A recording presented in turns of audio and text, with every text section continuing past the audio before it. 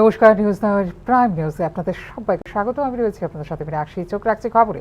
আমদানি হ্রাস করে নিজস্ব উৎপাদনে গুরুত্ব দিবার আহ্বান রাখলেন মুখ্যমন্ত্রী ডাক্তার মানিক সাহা। আত্মনির্ভর ভারত নিয়ে মুখ্যমন্ত্রীর সাংগঠনিক বৈঠক।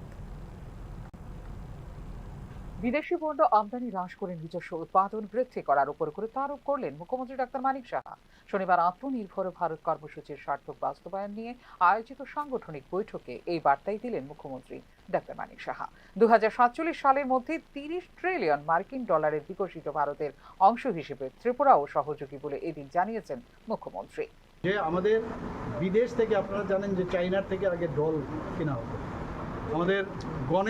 আমাদের গণেশ সেটাকে গণেশ তৈরি করে চাইনার থেকে সেটা আনা হতো। তো আমাদের যত বেশি বাইরের থেকে কম আনা যায় ততই ভালো, এবং তাতে করে আমাদের যে মাননীয় প্রধানমন্ত্রীজি যে 2047-এ উনি বলেছেন যে বিকশিত ভারত, যে আমাদের 30+ ট্রিলিয়ন মার্কিন ডলার, সেটা যে উনি চিন্তা করেছেন, তবেই বিকশিত ভারত সম্ভব হবে। আমরাও ত্রিপুরাবাসী হিসেবে আমরাও সেইভাবে কাজ করছি। এই কারণে আত্মনির্ভর ভারত, ভোকাল ফর লোকাল, তার একটা কার্যক্রম আমাদের 3 মাস সমানে চলবে, এবং তার জন্যে আমাদের পার্টির তরফ থেকে বিভিন্ন জায়গায় কখন কোন জায়গায় প্রেস কনফারেন্স থেকে শুরু করে আমরা কি কাজ করলাম এবং তার কি উদ্দেশ্য। রাজ্যের রাবার, বাঁশ, হর্টিকালচার, আনারস, কাঁঠাল, কাঠের আসবাবপত্র ইত্যাদি ক্ষেত্রগুলিকে আরও বেশি প্রাধান্য দেবার বিষয়টিতেও এই দিন গুরুত্ব আরোপ করেছেন মুখ্যমন্ত্রী। এর থেকে যে ইম্পোর্ট করার যে বিষয়, সেটা কিন্তু কমে যাবে। আমাদের ত্রিপুরাতে আপনারা সবাই জানেন যে আমাদের এখানে অনেকগুলো নিজস্ব প্রোডাক্টস আছে, আমাদের রিসোর্স রয়েছে। এখানে রাবারই হোক, ব্যাম্বোই হোক, আমাদের আগরই হোক, আমাদের হর্টিকালচার থেকে আরম্ভ করে আমাদের যে কুইন আনারস, পাইনাপল, কিউ পাইনাপল, জ্যাকফ্রুট ইত্যাদি, যে উড থেকে আরম্ভ করে বিভিন্ন প্রোডাক্ট, রাবারের যে ফার্নিচার, তো এইগুলোকে আরও বেশি কীভাবে মডার্নাইজ করা যায় সেই বিষয়ে আজকে আলোচনা হয়েছে। এবং এইগুলো একদম আমাদের আজকে স্টেট লেভেলে হয়েছে, ডিস্ট্রিক্ট লেভেলে হবে, শেষ পর্যন্ত মণ্ডল এবং বুথ লেভেল অবধি যাবে। যে আত্মনির্ভর হতে, সেলফ রিলায়েন্স, অর্থাৎ নিজে যদি শক্তিশালী হই, সেটা কিন্তু এই শক্তির অর্থ না ফিজিক্যালি শক্তি। আমার আত্মনির্ভর হতে হলে ফিনান্সিয়ালি আমার শক্তিশালী হতে হবে, আমার এডুকেশনে শক্তিশালী হতে হবে, আমার বাচনভঙ্গিতে শক্তিশালী হতে হবে, জ্ঞান অর্জনের শক্তিশালী হতে হবে, আমার ব্যবহারেও শক্তিশালী হতে হবে। তাতে করে নিজেকে, নিজের যে পার্সোনালিটি, সব দিকে, নিজের বডি ল্যাঙ্গুয়েজ, নিজের যে মাইন্ড সেট আপ, সেটাকেও শক্তিশালী করা দরকার। এবং আত্মনির্ভর সেখান থেকেই শুরু হবে, যে নিজেকে চিনা।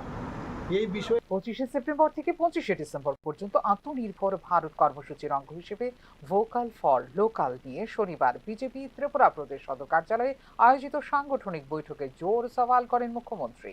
দীনদয়াল উপাধ্যায়ের আদর্শ ও অটল বিহারী বাজপেয়ীর উত্তরাধিকারকে আত্মনির্ভর ভারতের সঙ্গে যুক্ত করে জাতীয়তাবাদ, উন্নয়ন ও শাসন ক্ষমতার ভাবমূর্তি জোরদার করাই 25 সেপ্টেম্বর থেকে 25 ডিসেম্বর পর্যন্ত আত্মনির্ভর ভারত পালনের মূল উদ্দেশ্য ভারতীয় জনতা পার্টির। ফিউরো রিপোর্ট, নিউজ নাও। সরকারি দেওয়া তথ্য মানতে চায় না বিরোধীরা। নেতিবাচক মানসিকতায় মানচিত্র থেকে ভ্যানিশ হয়ে যাচ্ছে সিপিআইএম। শনিবার আগরতলা প্রেস ক্লাবে আয়োজিত অনুষ্ঠানে এমনটাই জানালেন মুখ্যমন্ত্রী ডাক্তার মানিক সাহা। প্রধানমন্ত্রীর জন্মদিন উপলক্ষে বিজেপি ওবিসি মোর্চার উদ্যোগে শনিবার আগরতলা প্রেস ক্লাবে আয়োজন করা হয় স্বেচ্ছায় রক্তদান শিবির। এ উপলক্ষে আয়োজিত হয় একটি অনুষ্ঠানও, যেখানে পৌরোহিত্য করেন মুখ্যমন্ত্রী ডাক্তার মানিক সাহা। বিধানসভাতেই সরকারের দেওয়া তথ্য মানতে চায় না বিরোধীরা বলে এই দিনের অনুষ্ঠানে মন্তব্য করেন মুখ্যমন্ত্রী ডাক্তার মানিক সাহা। তথ্য বিকৃত করে সামাজিক মাধ্যমের দ্বারা বিভ্রান্তি তৈরি করে ভোট আদায় করতে চায় বিরোধীরা বলেও মন্তব্য করলেন মুখ্যমন্ত্রী। মহিলাদের যাতে উন্নতি করা যায়, ডাটা দিয়ে বিধানসভাতে কালকে আমরা বিভিন্ন বিষয়ে আমরা কথা বলেছি, সেখানেও ডাটা মানতে চান। কোনোদিনে বলে আপনারা যেরকম ভাবছেন কাগজে কলমে, কিন্তু আসলে সেই রকম না। তো এই যদি বলে তো কাগজ ছাড়া, ডাটা ছাড়া কি করে কথা বলে, তো অদ্ভুত অদ্ভুত কথা বলে। এখন কোনো জায়গায় রাস্তা খারাপ, তো ভালো রাস্তাগুলো দেখাবে না, কোনো একটা পার্টিকুলার জায়গার রাস্তা খারাপ, এটাকে দেখাবে, আর বাকি রাস্তাগুলো কি হলো।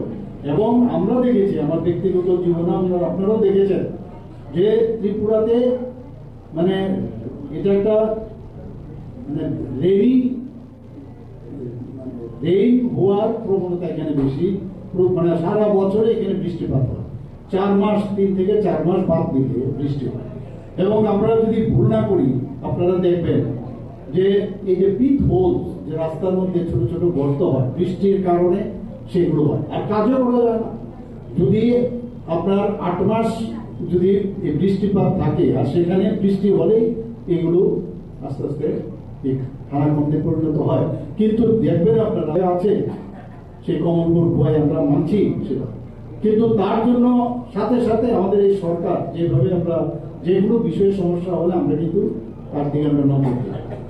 সাথে সাথে ইউনিয়ন মিনিস্টারের সাথে কথা বলেছি, টিম পাঠিয়েছে, 2বার 3বার ওনাদের সাথে কথা হয়েছে, ওনারা স্পটে গেছে, আমাদের আধিকারিকরাও গেছে, সেক্রেটারি থেকে শুরু করে ইঞ্জিনিয়াররা।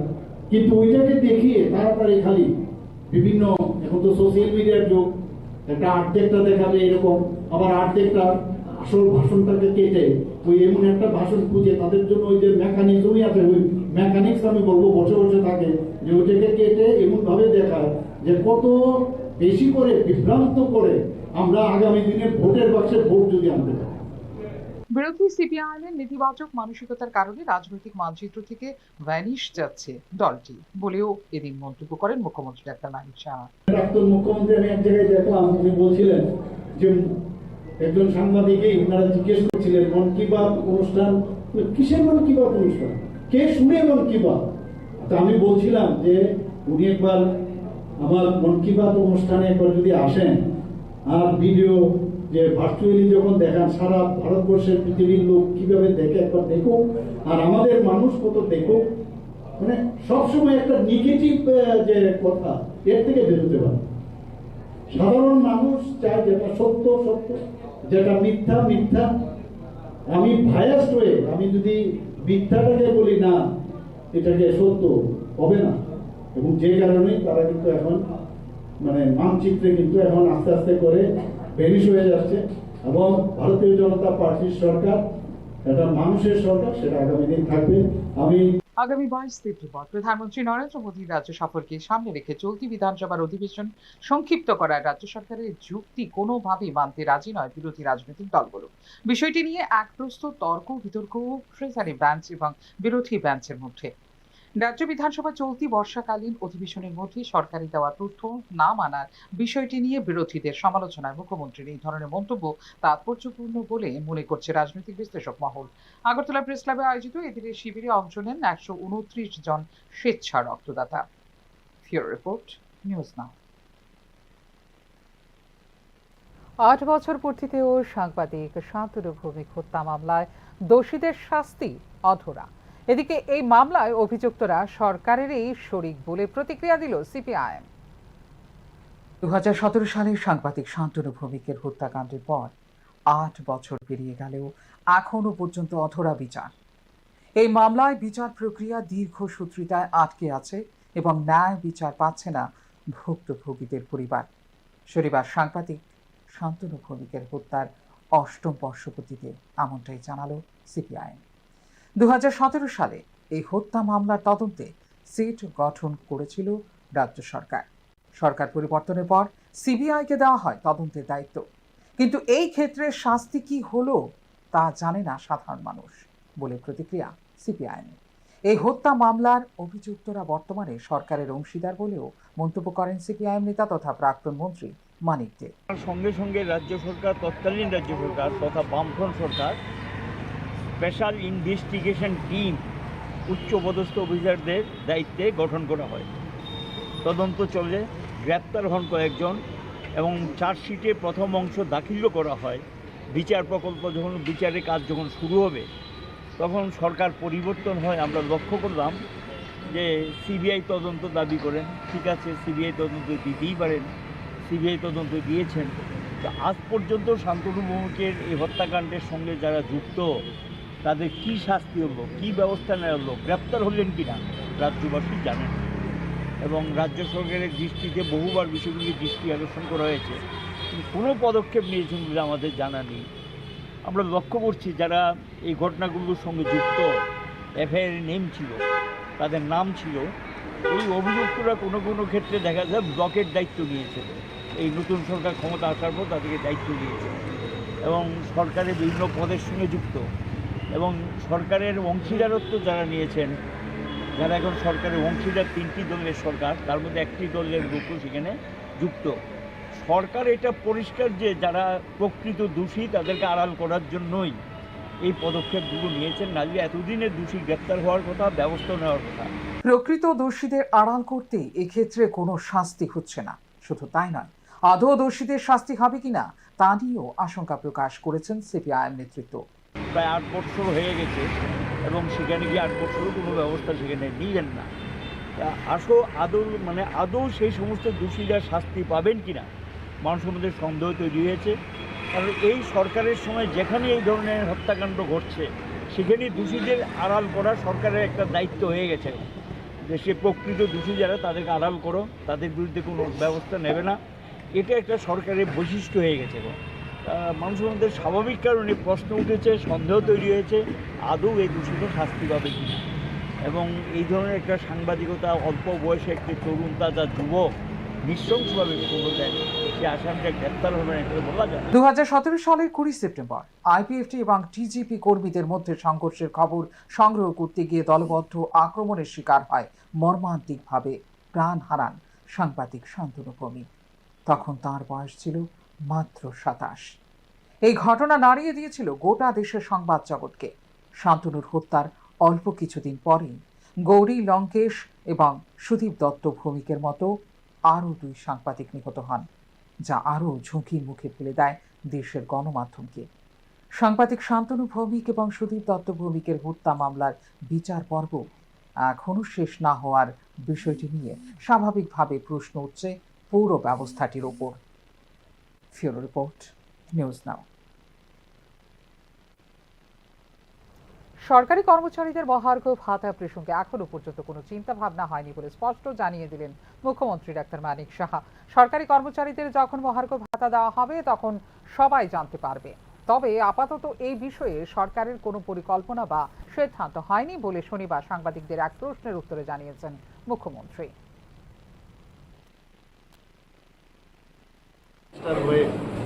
আমরা সিক্রেসি অফ ওথ কিন্তু আমরা দিয়েছি। কখন কী হবে, যখন ডিসিশন হবে তবে এখন তো কিছু বলার সেরকমভাবে ডিসিশন এখনো হয়নি, তাই আমি এই বিষয়ে কোনো কথা বলি।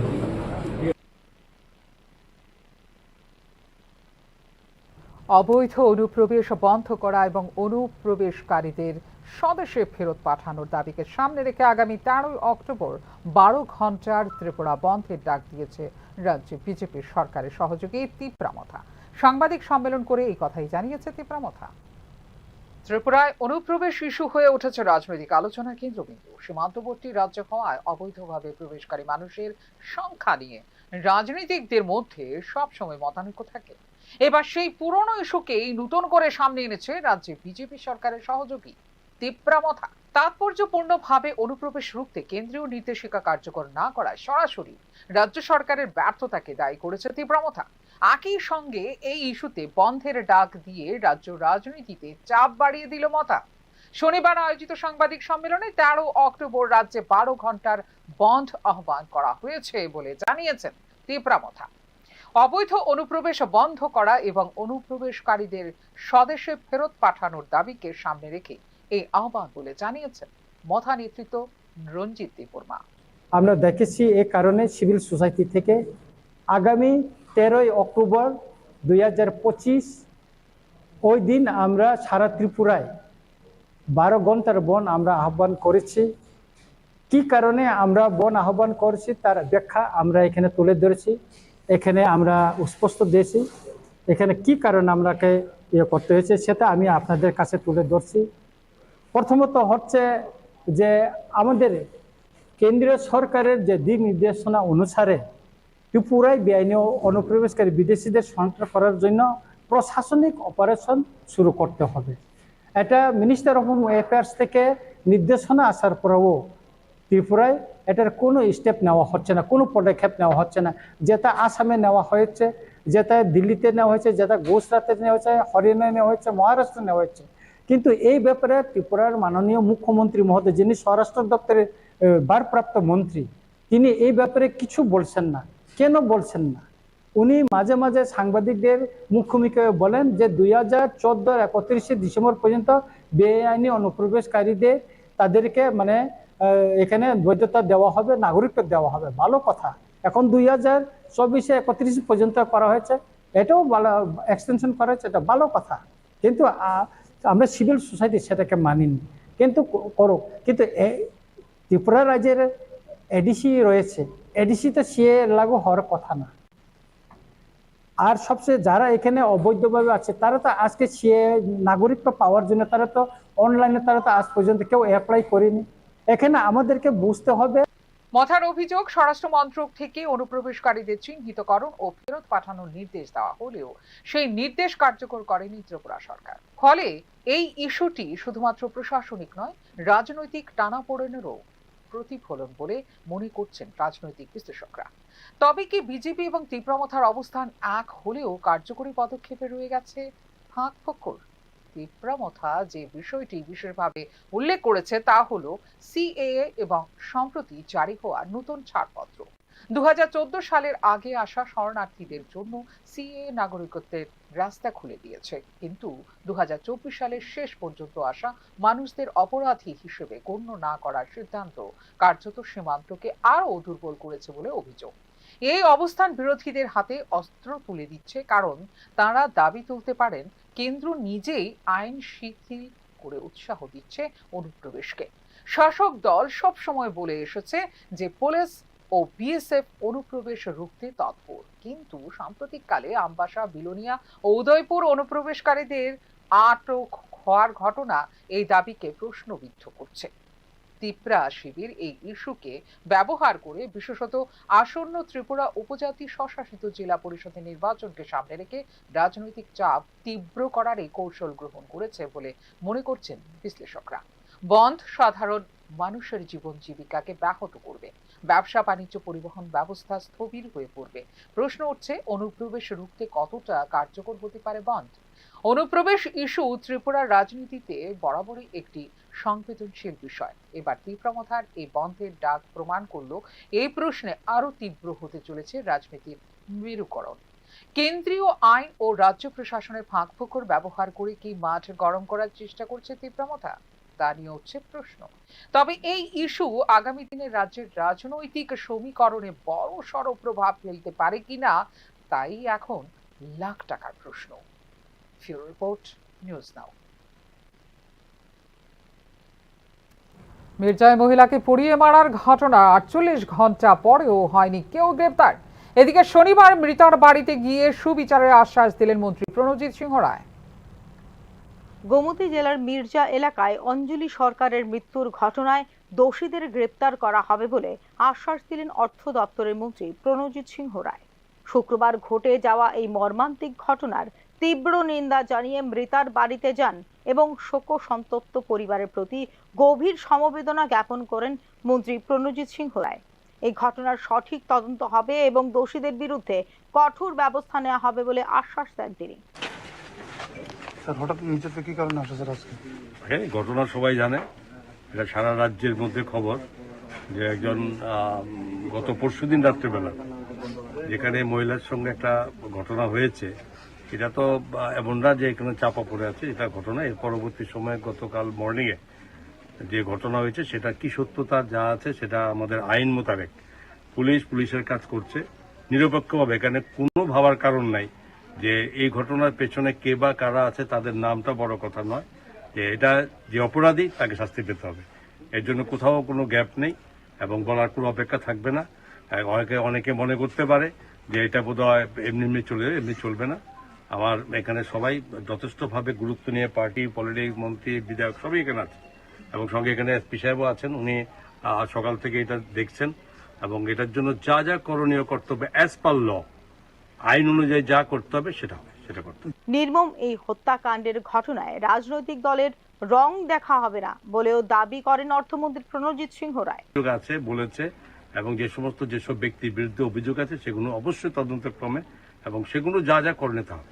আর যারা এই ঘটনা করেছে তারা সকলে নাকি সবার জন্য যারা করেছে। ওরা নাকি সকলে শাসক দলের নেতৃত্ব রয়েছে। শাসক দল বা বিরোধী দলের প্রশ্ন না, প্রশ্ন হচ্ছে ঘটনা, এবং যে ঘটনা হয়েছে এটা সমর্থনযোগ্য না।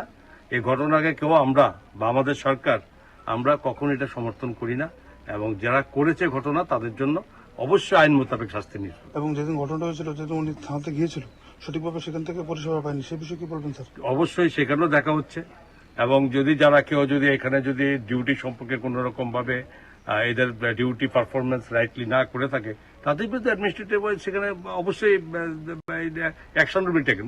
এর জন্য কোনো বলার অপেক্ষা থাকবে না। আর মূল যে অভিযুক্ত স্যার, যার নামটা বারে বারে আসছে, সেটা আমি তো বারবার একটা কথা বলেছি, অপরাধীকে ছাড়া হবে না। পুলিশ তদন্তে নেমে গেছে, করছে, এবং যারা যারা অপরাধী তাদের কেউ এখান থেকে মুক্তি পাবে না। উল্লেখ করা যেতে পারে মির্জা মোটর স্ট্যান্ড সংলগ্ন এলাকায় বাড়ি রাজমিস্ত্রি পঙ্কজ সরকারের। তার স্ত্রী অঞ্জলি সরকার মোটর স্ট্যান্ড এলাকাতেই একটি পানের দোকান চালান। বধূর একটি আপত্তিকর ছবি কোনোভাবে সংগ্রহ করে দুর্বৃত্তরা। এ নিয়ে পঙ্কজ সরকারের সাথে একাধিকবার বাদ অনুবাদ হয় ওই দুর্বৃত্তদের। বৃহস্পতিবার রাত 11টা নাগাদ পঙ্কজ সরকার ও অঞ্জলি সরকার তাদের পানের দোকানে আক্রান্ত হন। বধূর শরীরের নানা জায়গায় ব্লেড দিয়ে আঘাত করা হয়েছে। স্বামী পঙ্কজ সরকার সাংবাদিকদের কাছে অভিযোগ করেন, অনুপম মজুমদার ওরফে মান্না, লিটন দাস, কিঙ্কর দাস সহ আরও কয়েকজন এই আক্রমণে জড়িত। তাদের বাড়ি মির্জা এলাকাতেই।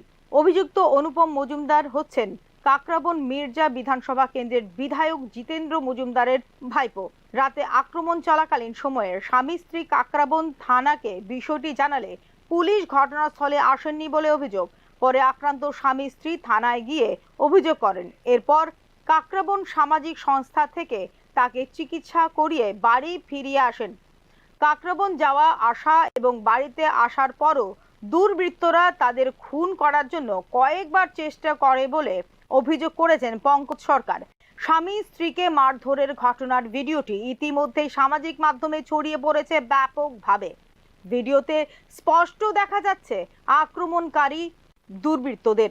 এরপর ঘটনা মর্মান্তিক দিকে মোড় নেয়। শুক্রবার ভোররাতে 4টা নাগাদ প্রাতঃ ভ্রমণকারীরা দেখতে পান মির্জা মোটর স্ট্যান্ড সংলগ্ন বরোদা ব্যাংকের সামনে রাস্তায় পড়ে রয়েছে অঞ্জলি সরকারের অগ্নিদগ্ধ মৃতদেহ। বধূর বাড়ি থেকে ঘটনাস্থল 20 মিটার দূরে। এই হত্যাকাণ্ডে রাতের আক্রমণকারীরাই যুক্ত বলে অভিযোগ নিহত বধূর স্বামীর। অঞ্জলি সরকার রাজ্য পুলিশের আগরতলার ইমার্জেন্সি রেসপন্স সাপোর্ট সিস্টেম 112-তে ফোন করেছিলেন বৃহস্পতিবার রাত প্রায় 11:30টার পর। তিনি বিধায়কের ভাইপো অন্যান্যদের নাম জানিয়ে সাহায্য চান পুলিশের কাছে।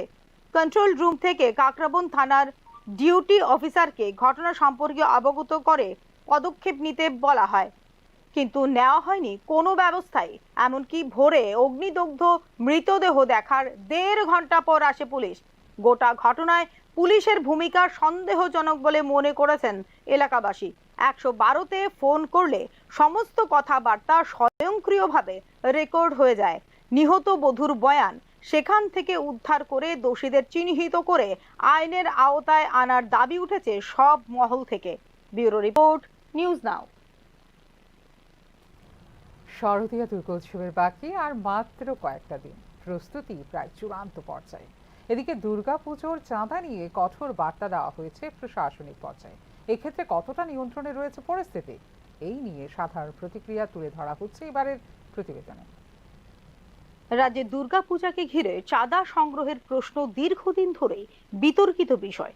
প্রতি বছরই উৎসবের আগে ব্যবসায়ী, দোকানদার থেকে শুরু করে সাধারণ মানুষের অভিযোগ থাকে জোরপূর্বক চাঁদা আদায় নিয়ে। চলতি বছরেও প্রাথমিক পর্যায়ে উত্তপ্ত হয়ে উঠেছিল পরিস্থিতি।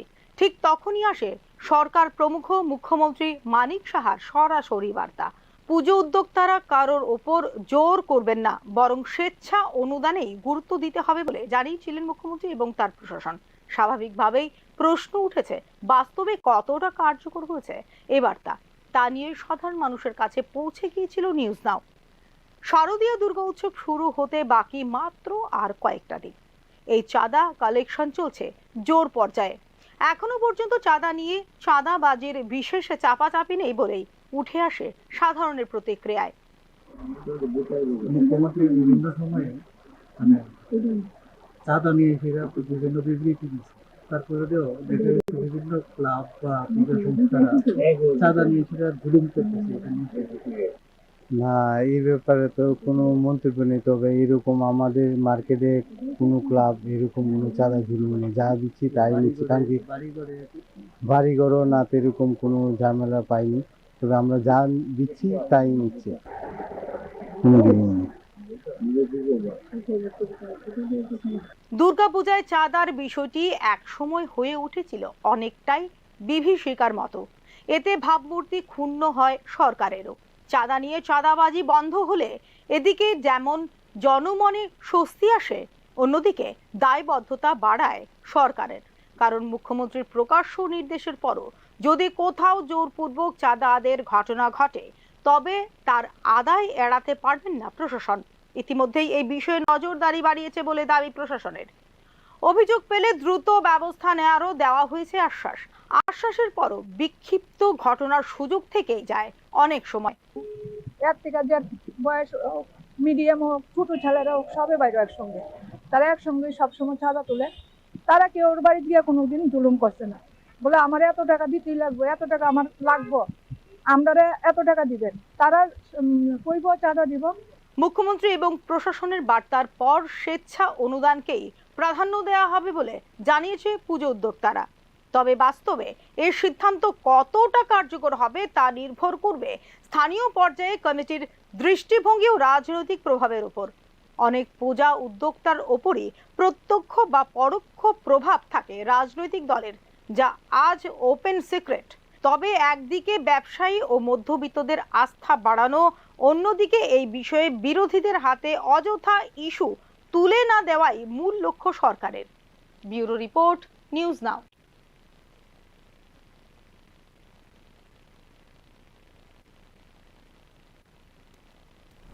এনডিপিএস মামলায় 10 বছরের সাজাপ্রাপ্ত আসামি 52,000 টাকা দেওয়ার নির্দেশ দেয় আদালত।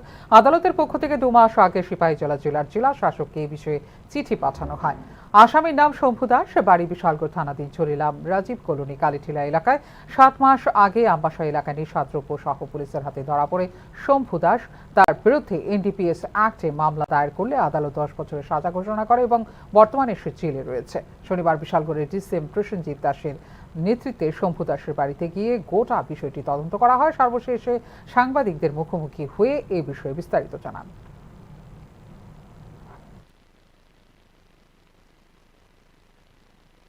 আমরা আমাদের ডিএম এন্ড কালেক্টর সিপাহীজলা স্যারের কাছে একটা কোর্ট থেকে একটা নির্দেশিকা আসে যে এখানে যে মানে আমাদের কালীটিলা উত্তর চরিলাম এখানে একজন শম্ভু দাস, যেটি কনভিক্টেড ছিলেন এনডিপিএস কেস অ্যাক্টে, যেখানে আমবাসাতে উনি কিছু নার্কোটিক্স নিয়ে আসার সময়, ওই সময় ওনার 2019-এ ঘটনাটা হওয়ার পরে উনি এখানে ধরা পড়ার পরে এরপরে অ্যাকর্ডিংলি অনুযায়ী ওনার অ্যাজ পার এনডিপিএস অ্যাক্ট অনুযায়ী ওনার কেস রেজিস্টার হয় আমবাসা কোর্টে। তো সেই নিরিখে 2025 সালে এইটার ফাইনাল জাজমেন্ট বেরোয়। সেই জাজমেন্ট মোতাবেক যে শম্ভু দাস উনি এখন জেলে অলরেডি কনভিক্টেড, জেলে উনি সাজাপ্রাপ্ত আসামি। 7 থেকে 8 মাস হয়েছে এখন আমবাসার জেলে আছে উনি। এখন ওখান থেকে নিশ্চয়ই ওনার কেন্দ্রীয় সংশোধনাগারে ওনাকে পাঠানো হবে, এটা তো অ্যাজ পার প্রসিডিওর অনুযায়ী হচ্ছে। তো সেই নিরিখে আমি আজকে ওনার বাড়িতে আসলাম। ওনার বাড়িতে এসে দেখলাম ওনার মানে ছোটো ভাইয়ের বউ আছে এখানে, আর উনি তো নিজে জেলের মধ্যে আছেন এনডিপিএস কেস অ্যাক্টে 7-8 মাস হয়েছে। ওনার 10 বছরের জেল হয়েছে। এই কাগজটা আমি সংগ্রহ করেছি জাজমেন্ট অর্ডার থেকে। 10 বছরের জেল এবং 10 বছর পরে ওনার 1 লাখ টাকা ফাইন ইম্পোজ করা হয়েছে। পাশাপাশি এখানে আমাদের এনডিপিএস অ্যাক্টে আমাদের ডিএম স্যারকে কোর্ট একটা নির্দেশিকা দিয়েছে যে ওনার যে এখানে যে বাড়িঘর আছে এখান থেকে স্থাবর। এখনকার মতো এই মুহূর্তে সংবাদ এই পর্যন্ত। ওনারও আপডেটস দেখার জন্য অবশ্যই নজর রাখতে হবে নিউজ নাও পর্দায়। নমস্কার, শুভরাত্রি।